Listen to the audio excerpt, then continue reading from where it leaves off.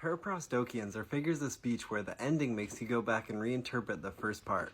Mitch Hedberg said, "I haven't slept for 10 days, 'cause that would be too long." Stephen King said, "I have the heart of a small boy. I keep it in a glass jar on my desk." Homer Simpson came with, "If I could just say a few words, I'd be a better public speaker." Fran Lebowitz said, "Any child who cannot do long division by himself does not deserve to smoke." Groucho Marx had a bunch of them. He said, "I've had a perfectly wonderful evening, but this wasn't it." He also had, "I have nothing but respect for him, and not much of that." He's also supposed to have said, "Time flies like an arrow, fruit flies like a banana," but that's probably apocryphal. 1950s and 1960s NASCAR driver Junior Johnson said, "The best way to make a small fortune in racing is to start with a large one." Stephen Wright said, "On the other hand, you have different fingers."